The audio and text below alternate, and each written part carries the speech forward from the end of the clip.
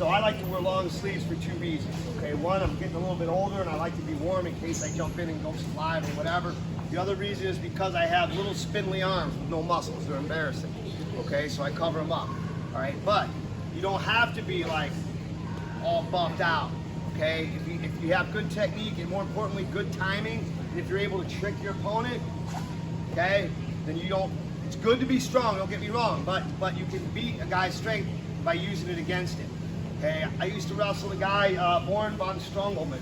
Okay, I wrestle him all the time. Yeah, Bjorn. Remember Bjorn von Strongelman from Strongstown? Yeah, right.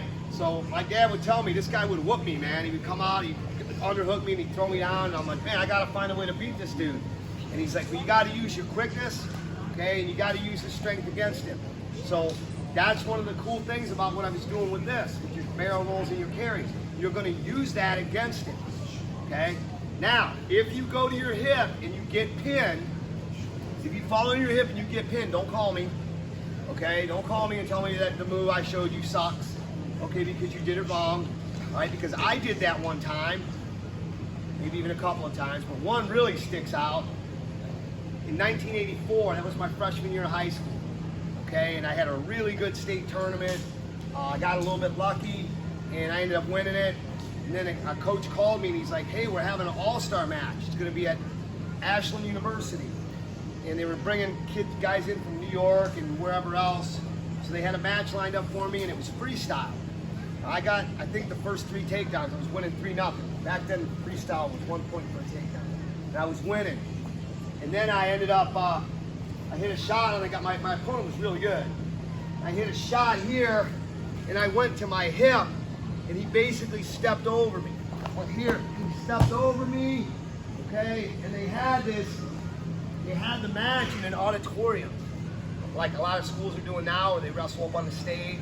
And I could like literally see my mom like sitting in a theater chair, right? Watching me get pinned. And I was like, well, this sucks, right? So I got stuck. And then as part of the trip, okay, as part of the match, right, they had like a 2-day training camp where we got to train with some of the better guys in Ohio, which was awesome. And then after the match, we went to Cedar Point, right? And I got to hang out with the guy that pinned me for like 5 or 6 hours at Cedar Point. And it was horrible. Not that he was a bad guy or anything, but I'm pretty competitive and I don't like running around with people that pin me, right? But it was avoidable. It was avoidable, right? So, gotta make sure you don't go to your hip. Otherwise, you could wind up in a terrible situation like I was, okay? Riding the blue streak with the guy that pinned me, right? So, stay off your hip. Do not go to your hip. Keep a strong grip on the arm. Very important, okay? Now, what's gonna happen if a guy stops it? If he keeps great head position, boom, head position.